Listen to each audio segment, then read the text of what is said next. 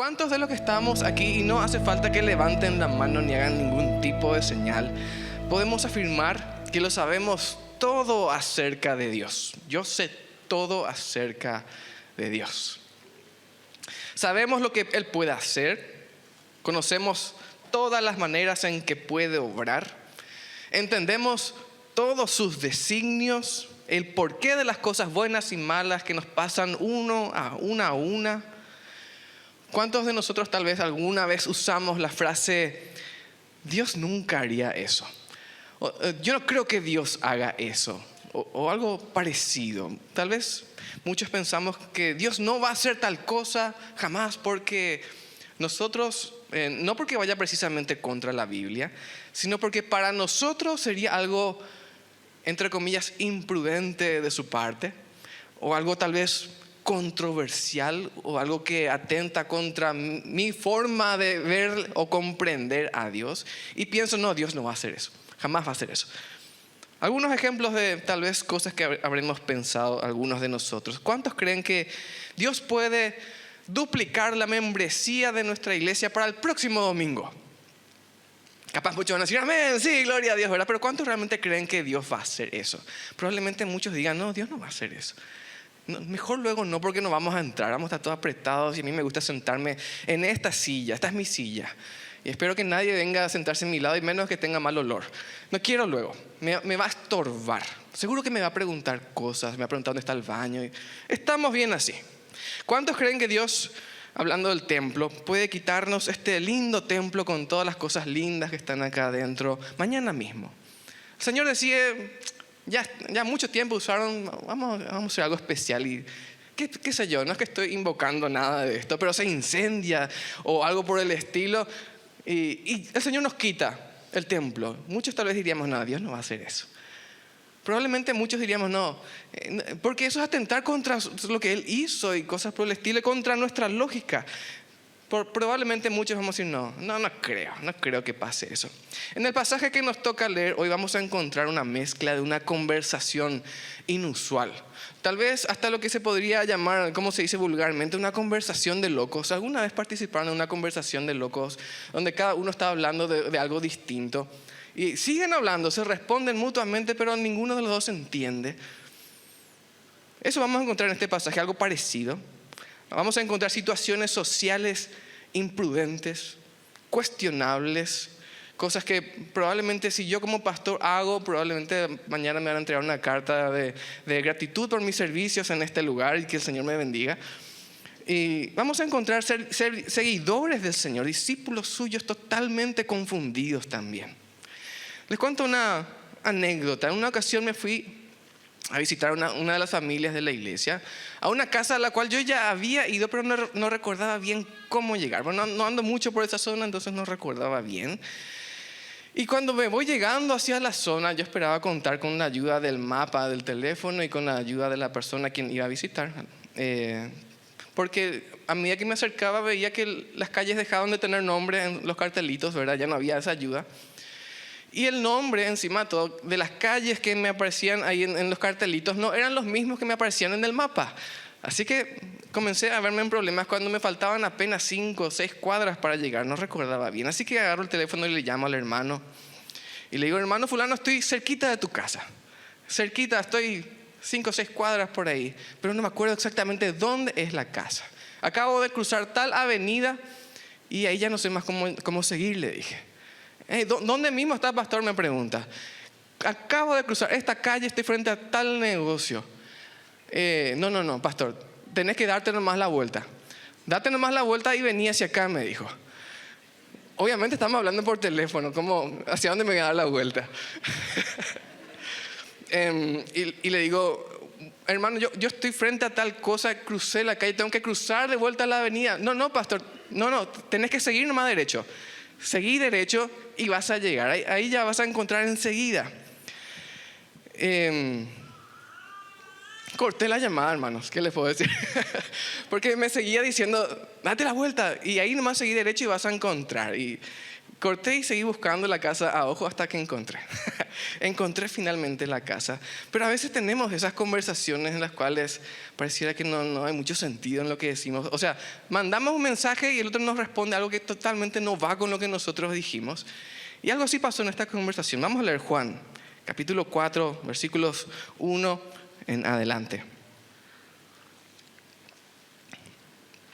Cuando Jesús se enteró de que los fariseos habían oído que Jesús hacía y bautizaba más discípulos que Juan, aunque Jesús mismo no bautizaba sino sus discípulos, dejó Judea y se fue otra vez a Galilea.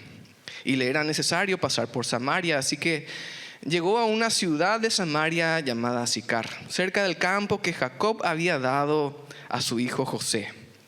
Estaba allí el pozo de Jacob, y entonces Jesús, cansado del camino, estaba sentado junto al pozo. Y era como el mediodía. Vino una mujer, era como la hora sexta, esto depende de la interpretación del traductor. Vino una mujer de Samaria para sacar agua y Jesús le dijo: dame de beber, pues los discípulos habían ido a la ciudad a comprar de comer. Entonces la mujer samaritana le dijo: ¿cómo es que tú, siendo judío, me pides de beber a mí, siendo yo una mujer samaritana? Porque los judíos no se tratan con los samaritanos.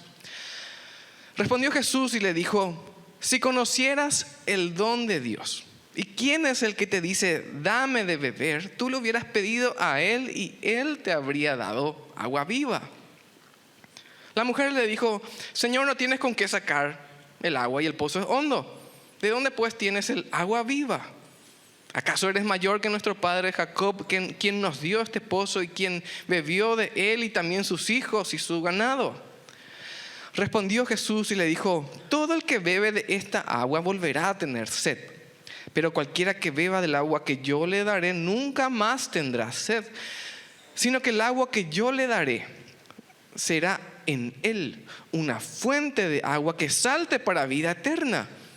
Y la mujer le dijo: Señor, dame esta agua para que yo no tenga que venir aquí más a sacarla. Hasta ahí leemos, por ahora. Pero se dan cuenta que tenemos una conversación extraña acá. Están hablando de dos cosas distintas, evidentemente, porque la mujer finalmente dice: dame esa agua porque yo no quiero venir más a sacar el agua. Yo quiero esa agua que vos tenés. Vamos a reflexionar en dos puntos nada más en esta mañana, el tercero en la noche. El primer punto es: hay ocasiones cuando entendemos mal las palabras del Señor. ¿Qué sucede en nuestra vida como cristianos cuando entendemos mal aquello que el Señor nos está transmitiendo? En el pasaje que acabamos de leer encontramos que Jesús comienza la conversación con esta mujer samaritana hablando de ¿qué? De agua, ¿verdad? Agua era el tema de la conversación. Estaban en un pozo. Vamos a hacer unas aclaraciones sobre el contexto, por qué era tan complicado lo que estaba sucediendo. Por un lado, si alguien está notando, Jesús no debía hablar con esta mujer. ¿Por qué? Hay varias razones por las cuales él no tendría que estar hablando con esta mujer. Primeramente, la relación entre judíos y samaritanos. Jesús era judío, la mujer era samaritana, era una mujer de Samaria. Si nos imaginamos el país del Señor Israel, y podemos dividir arriba Galilea, en el medio Samaria, abajo Judea, ¿verdad?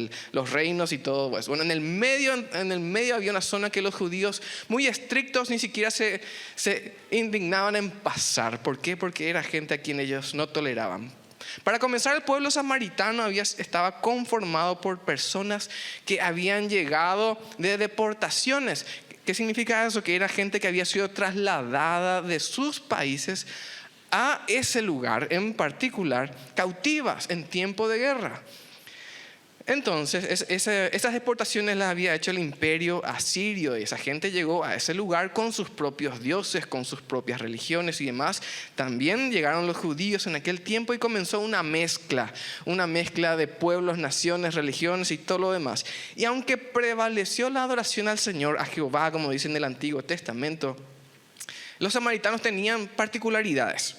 Ellos, por ejemplo, solamente aceptaban o reconocían como palabra de Dios el Pentateuco, los primeros 5 libros de la Biblia. El resto, profetas, salmos, Nada de eso, no, solamente el Pentateuco. Y hablando un poco de historia también, cuando los samaritanos se ofrecieron, después de que el pueblo de Dios volvió del exilio, ellos se ofrecieron a reconstruir también el templo en Jerusalén. Los judíos rechazaron esa ayuda, dijeron, no queremos que nos ayuden ustedes son toda una mezcla de no sabemos qué. No queremos su ayuda. Obviamente eso les enojó a los samaritanos.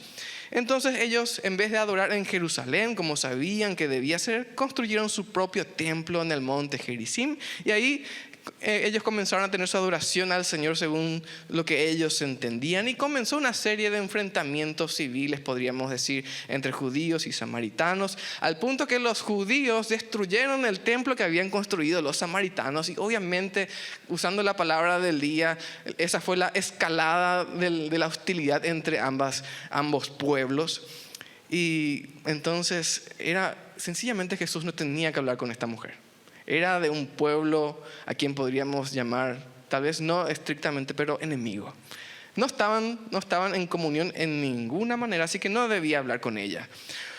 Además de que era samaritana, otra razón por la cual no tenía que hablar Jesús con esta mujer era porque sencillamente era mujer. Era una mujer samaritana que era mujer. Tal vez también con los estándares actuales sí deberíamos explicar que es una mujer, ¿verdad?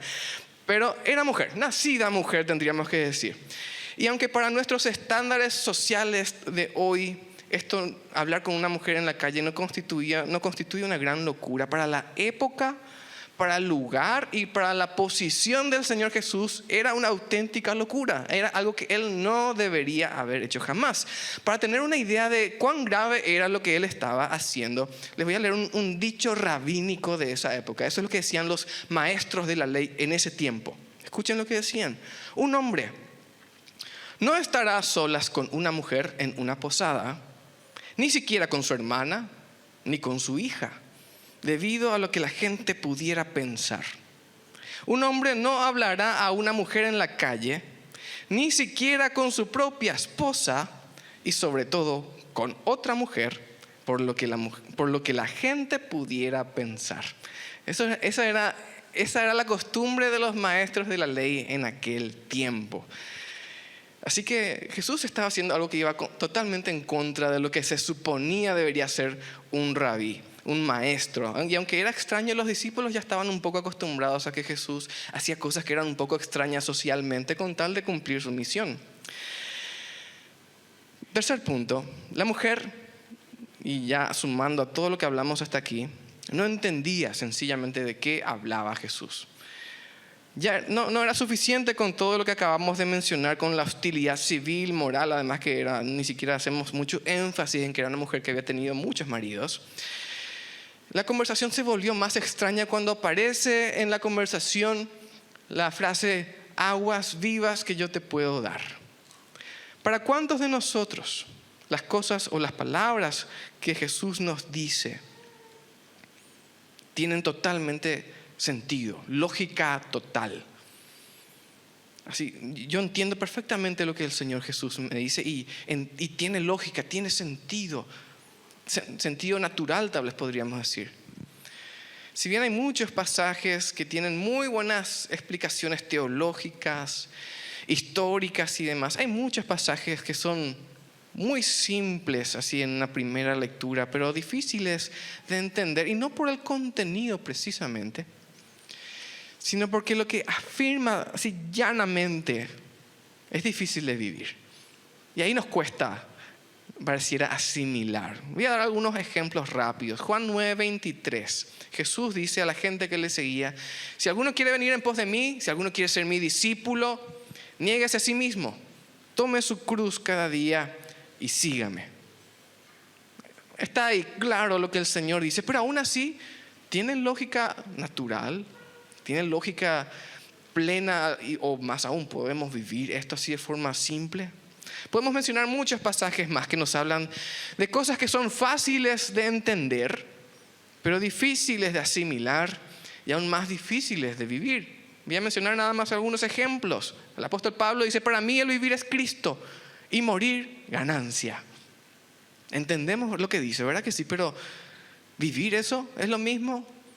No es ni cercanamente fácil vivir esto. Otra cosa que él dijo: ya no vivo yo, Cristo es quien vive en mí. ¿Podemos entender o podríamos decir, tiene lógica y yo practico esa lógica en mi vida?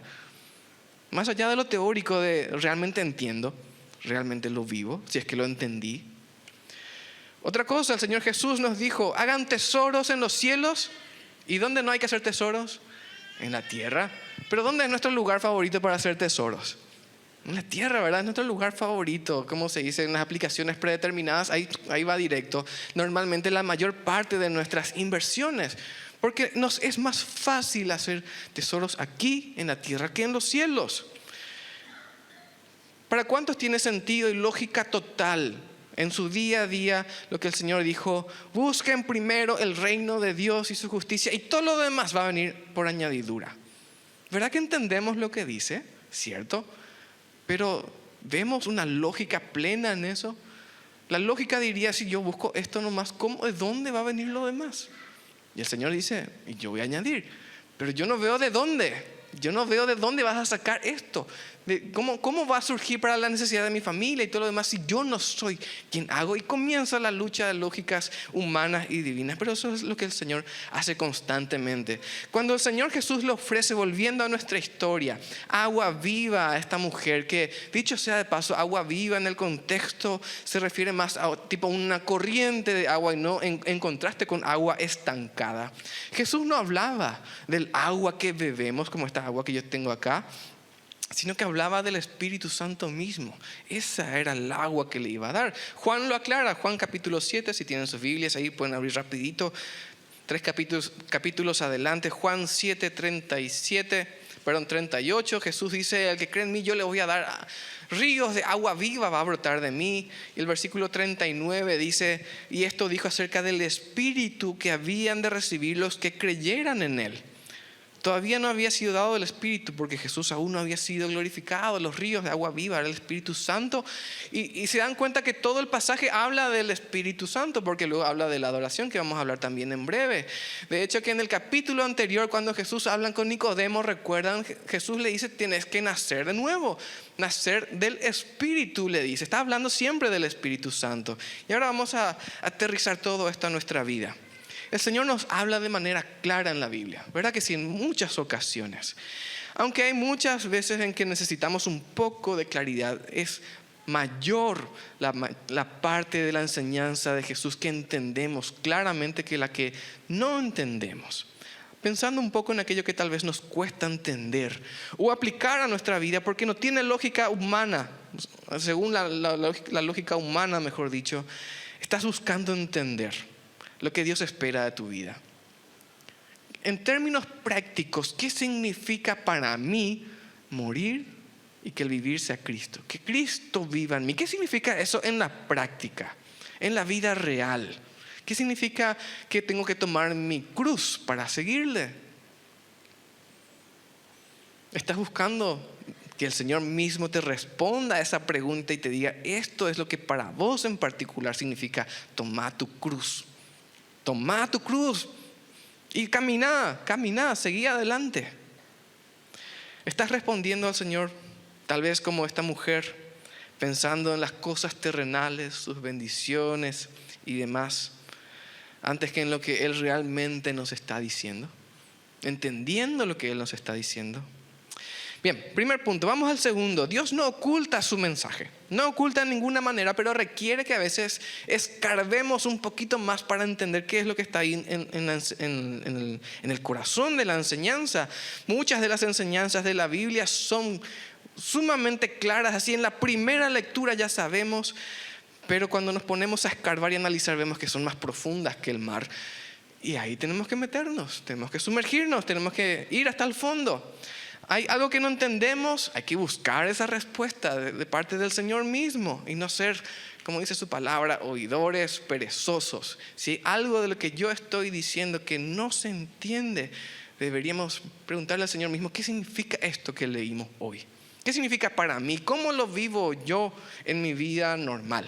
El segundo punto, primeramente hablamos cuando las palabras, dije, Cuando entendemos mal las palabras del Señor. Segundo, cuando entendemos mal las intenciones del Señor. Y esto también es algo que muchas veces entendemos mal. ¿Qué es lo que Dios está queriendo realmente lograr con esto que nos enseña? Toda la conversación del Señor Jesús con esta mujer adquirió ahora un carácter más profundo. Traigan a la mente esa escena. El Señor Jesús hablando con una mujer en un pozo, hace mucho calor. El Señor Jesús está cansado, quería tomar agua. Están hablando acerca de agua. Y ahora vemos que la mujer pareciera comenzar una discusión sobre qué es lo que realmente Jesús quiere hablando con ella. Porque incluso le llaman en algún momento Señor, pareciendo que pone una especie de distancia con el Señor. ¿Qué es lo que estás diciendo, verdad? Y vemos que que la mujer trata de adivinar qué es lo que Jesús está diciendo. Vamos a leer el versículo 16 en adelante. Luego de que la mujer le diga a Jesús, yo quiero esa agua viva, ya no quiero tener que venir acá. Jesús cambia bruscamente de tema y le dice, anda a buscarle a tu marido. Ve y llama a tu marido. Versículo 17. Respondió la mujer y le dijo, no tengo marido. Le dijo Jesús, bien has dicho, no tengo marido, porque 5 has tenido. Y el que tienes ahora no es tu marido. Esto has dicho con verdad. Le dijo la mujer, Señor, veo que tú eres profeta. Y ahí cambia la conversación. Nuestros padres adoraron en este monte, el monte Gerizim y todo lo que recién hablamos. Y ustedes dicen que en Jerusalén, ustedes los judíos, dicen que en Jerusalén está el lugar donde se debe adorar. Jesús le dijo, créeme mujer, que la hora viene cuando ni en este monte ni en Jerusalén adorarán al Padre. Ustedes adoran lo que no saben. Nosotros los judíos adoramos lo que sabemos, lo que conocemos, porque la salvación procede de los judíos. Pero la hora viene, y ahora es, cuando los verdaderos adoradores adorarán al Padre en espíritu y en verdad, porque también el Padre busca a tales que lo adoren. Dios es espíritu y es necesario que los que le adoran lo adoren en espíritu y en verdad. Le dijo la mujer, yo sé que viene el Mesías. El Pentateuco habla un poquito de eso, pero muy poco, que es llamado el Cristo. Cuando Él venga nos declarará todas las cosas. Y Jesús le dijo, yo soy el que habla contigo. Hasta ahí la lectura. Acá la conversación es diferente. Ahora estamos hablando de cosas profundas, de espiritualidad, de fe, de nuestros antepasados, todo lo que yo creí durante toda mi vida, todo lo que yo practiqué. Y Jesús, tal vez parezca un detalle menor, pero en muy pocas ocasiones, y menos todavía al comienzo de su ministerio, afirmó claramente, yo soy el Mesías. Es más, cuando los discípulos comenzaban a percibir que Él era el Mesías y Él mismo les decía, esto te lo reveló el Padre, también les decía, no le cuenten a nadie. Todavía no llegó mi hora, no le cuenten a nadie porque no es el momento de que la gente sepa. Pero a esta mujer le dice, yo soy el Mesías, y claramente, sin rodeos. Jesús sigue audazmente su plan de conversación con esta mujer para mostrarle quién Él era. Y lo primero que hace, y lo mismo que hace con muchos de nosotros, le muestra que le conoce perfectamente. Sabe bien quién es esta mujer. No está hablando con una desconocida. ¿Con cuántos de nosotros hizo eso mismo hizo el Señor? Muchas veces cuando escuchamos la palabra de Dios, incluso cuando nos convertimos, recién le entregamos nuestra vida después de un mensaje, decimos, ¿quién le contó mi vida a ese pastor? ¿Quién le contó lo que estoy haciendo? ¿Quién le contó cómo me sentía? ¿Quién le chusmeó?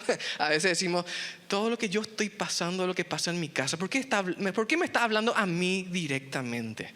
Y es el Señor quien está hablando. Del Espíritu Santo quien va tocando los corazones. La Biblia dice de sí misma que es como una espada que penetra, dice hasta lo más profundo, que revela nuestras intenciones, nuestros pensamientos. Todo está a la luz del conocimiento del Señor. La Biblia dice es como un espejo en el cual nosotros nos miramos y vemos tal cual somos. Por eso es importante la Biblia, por eso es importante estudiarla. Porque la Biblia nos muestra cuánto todavía necesitamos ser transformados a la imagen de Cristo. Tenemos un modelo y nosotros nos miramos acá en el espejo y decimos, la pucha, qué lejos estoy. Estoy hecho un desastre en comparación al modelo que tengo acá cuando me miro en este espejo. Vamos a leer Salmo 139, por favor, abran sus Biblias ahí. Salmo 139, y pensando un poco en cuánto el Señor nos conoce, cuán profundamente el Señor nos conoce, leemos en el Salmo 139, oh Señor, versículo 1. Oh Señor, tú me has examinado y conocido. Tú conoces cuando me siento, cuando me levanto. Desde lejos entiendes mi pensamiento. Mi caminar y mi acostarme has considerado. Todos mis caminos te son conocidos.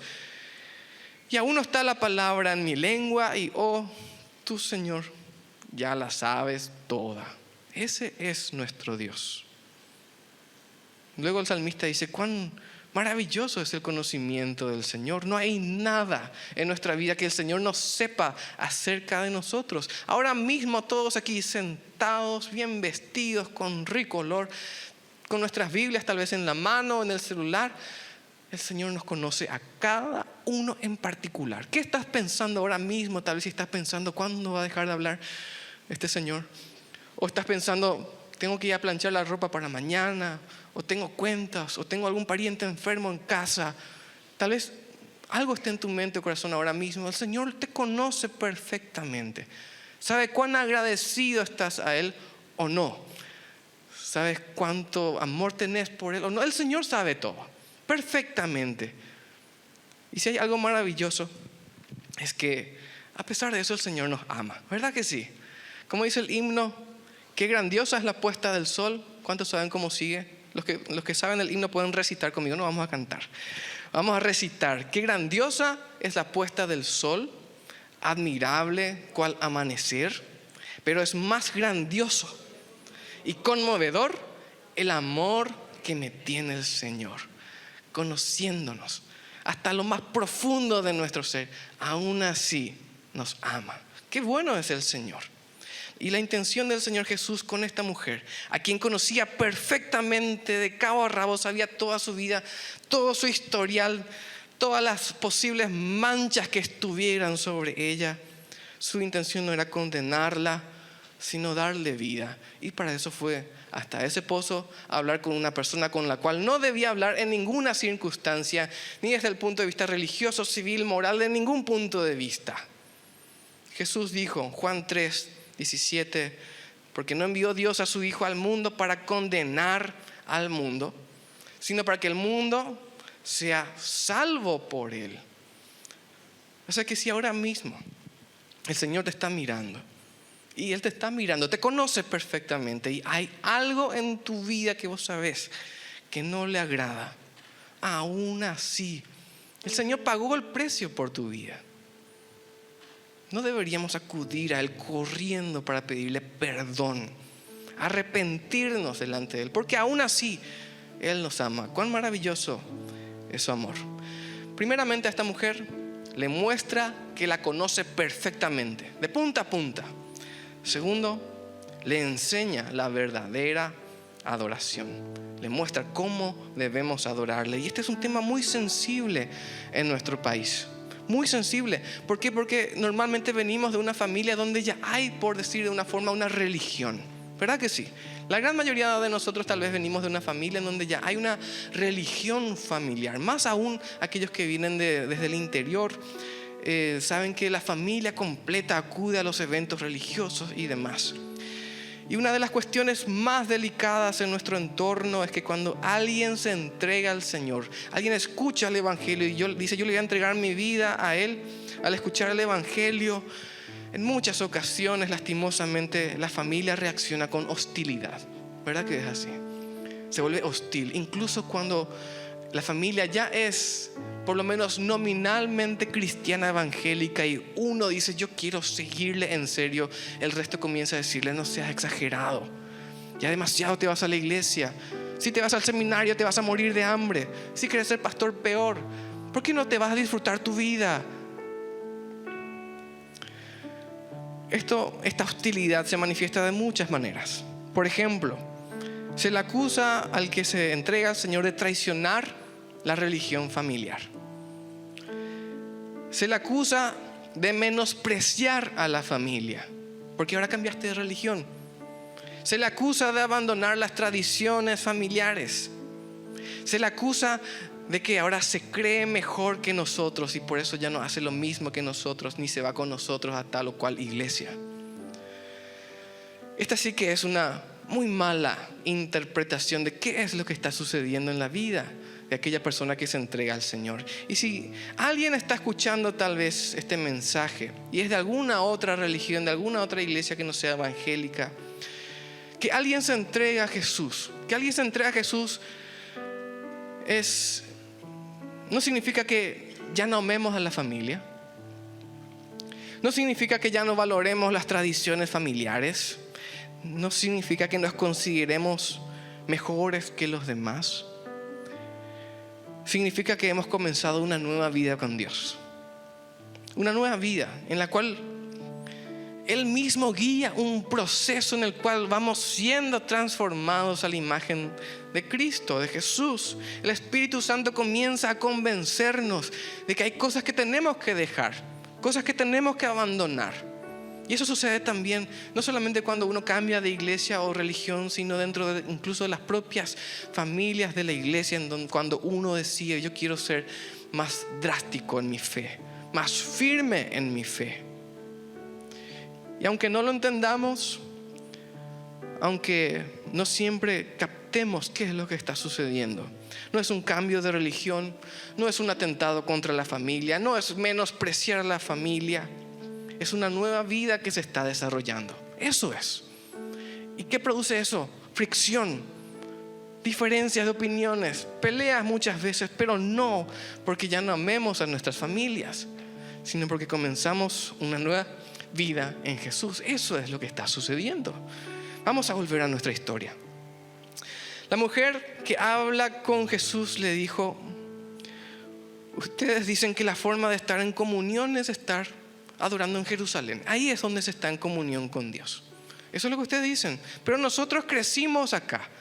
Nuestros padres nos enseñaron que acá le podemos adorar. En este monte donde está el templo que construimos una vez y que ustedes destruyeron. Acá podemos adorar. Eso es lo que yo sé. Eso es lo que me enseñaron. Eso es lo que yo creo. Así crecí. Y Jesús les responde algo maravilloso. Volvemos a Juan 4, 21 y 23. Vamos a leer de vuelta. La hora viene, le dice Jesús, cuando ni en este monte ni en Jerusalén vamos a adorar más al Padre. Viene la hora en que los verdaderos adoradores adorarán al Padre en espíritu y en verdad. Porque esos son los adoradores que el Padre está buscando que le adoren. Dios es espíritu, espíritu. Y los que le adoran es necesario que le adoren en espíritu y en verdad. En pocas palabras, no se trata del lugar donde adoremos, no se trata de las canciones que cantemos, ni las formas de nuestra adoración. Se trata de haber sido vivificado por Dios, de haber recibido el Espíritu Santo que nos da vida, de haber vuelto a la vida luego de haber muerto por nuestros pecados. Esto sucede cuando le entregamos nuestra vida al Señor Jesús, cuando renunciamos a nosotros mismos, cuando morimos a todo lo que somos, nuestros planes, objetivos, deseos, todo lo demás, con tal de agradar a aquel que se entregó por nosotros. Y Él es el mismo que nos da vida. Y Él es el que venció la muerte. Y a Él nos debemos. Y por eso tenemos una vida diferente, una vida distinta, no una religión que los pastores imponen, que los maestros imponen, sino que la Biblia y el Espíritu Santo van rompiendo ese corazón duro, obstinado, terco, mostrándole la oscuridad en la que vivía y una luz nueva, brillante, indescriptible, en la cual vivimos los hijos de Dios. Vamos a terminar leyendo Romanos 12. Romanos 12:1. La verdadera adoración. Y esto lo digo para nosotros, los que somos parte de la iglesia, tal vez ya hace muchos años, tal vez décadas. La adoración implica sacrificio constante de todos los días. Romanos 12:1 dice: hermanos, está hablando de los creyentes, hermanos, les ruego por las misericordias de Dios que presenten sus cuerpos como sacrificio vivo, santo, agradable a Dios. Porque ese es el culto racional de ustedes, el culto que ustedes pueden vivir incluso con su mente. Ustedes pueden entender que eso es el culto. No se conformen a este mundo, no vivan como el mundo, en otras palabras. Más bien, transfórmense por la renovación de su entendimiento, de modo que comprueben cuál sea la voluntad de Dios, buena, agradable y perfecta. Y saben que, hermanos, justamente anoche hablando con un joven me preguntó: ¿cómo yo sé cuál es la voluntad de Dios, el propósito de Dios para mi vida? Y si bien en la Biblia tenemos una descripción de ese propósito para nosotros, hay solamente una forma de saber cuál es el propósito y la voluntad de Dios para nosotros, que es la comprobación de ese propósito. ¿Qué significa eso? Que yo tengo que vivir para Él, tengo que servirle, tengo que obedecerle. Y ahí voy a comprobar, voy a decir: realmente el Señor dijo la verdad. Esta es la mejor vida que puedo vivir para Él. No se puede ver de antemano, se lo comprueba, se lo vive, se lo experimenta, se lo enseña, se lo repite, se lo practica. Y ahí uno dice: realmente la vida que el Señor me dio es lo mejor que pude haber imaginado, jamás. Ahora la pregunta final es: ¿estoy yo dispuesto a hacer un sacrificio vivo? Por más que tenga ya años de cristiano, décadas tal vez, ¿estoy yo dispuesto hoy tal vez decir nuevamente: hace mucho que no estoy en ese altar, voy a meterme de vuelta para hacer un sacrificio vivo? Voy a evaluar a ver si toda mi vida, todos mis recursos está en ese altar del sacrificio al Señor, o si hace mucho ya que me bajé. O tal vez solo está el altar con el fuego y yo quiero poner mi mano y nada más. O tal vez quiero poner un pie y con eso me es suficiente. No, nuestro cuerpo completo, todo nuestro ser debe ser un sacrificio vivo al Señor día a día. Muchos de nosotros entendemos mal, o tal vez nos hacemos los desentendidos cuando Dios nos enseña algo. Muchos entendemos la Biblia como más nos conviene, pero Dios es claro. Y lo que es claro es que Dios quiere darnos vida en abundancia, ríos de agua viva que brotan constantemente de su interior. Otra imagen es el árbol que crece junto a corrientes de agua, que está siempre verde, siempre fructífero, siempre fuerte. Dios quiere que abandonemos el pecado y vivamos como sacrificios vivos para Él. En esta mañana hablamos de cuando entendemos mal las palabras de Dios, cuando no entendemos lo que Él quiere enseñarnos. Hablamos de cuando entendemos mal sus intenciones, cuando creemos que quiere cambiarnos nada más de religión o quiénes somos. Esta noche vamos a hablar qué sucede con nosotros cuando entendemos bien lo que el Señor quiere de nosotros. Así que les invitamos a aquellos que quieran participar con nosotros en esta noche, traer invitados también a que vengan. Y vamos a inclinar nuestros rostros ahora para terminar.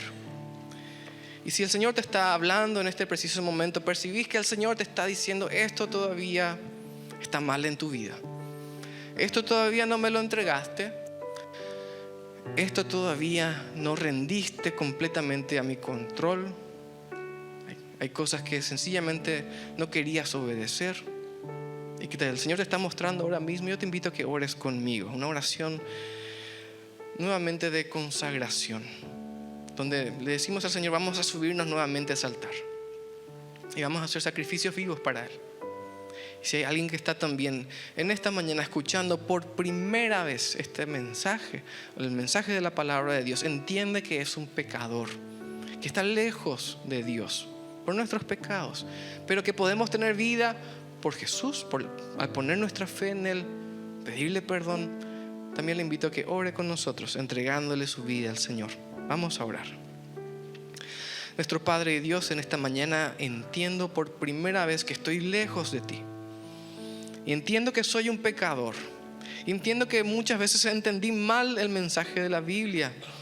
Y entendí que era un cambio de religión. Entendí que era algo que estaba destinado a truncar mis deseos y mi buena vida. Y ahora entiendo que la vida que querés darme es vida abundante, vida como ríos de agua viva que brotan desde mi interior. Y entiendo que tengo ese regalo por la fe en Jesús. Y por eso quiero entregarme a Él en sacrificio vivo. Quiero que Él sea mi Salvador y mi Señor. Y te doy gracias por llamarme. Oro en el nombre de Jesús. Y todos aquellos que ya somos parte de tu iglesia, Señor, hace muchos años, también entendemos en esta mañana que hay cosas que tal vez no te entregamos todavía. Hay cosas de las cuales tenemos todavía que arrepentirnos, cosas que rechazamos de tu palabra porque no la quisimos obedecer. Te pedimos perdón por eso y te rogamos que nos ayudes a vivir conforme a tu voluntad cada día de nuestras vidas. Te amamos, Señor, y oramos en el nombre de Jesús. Amén.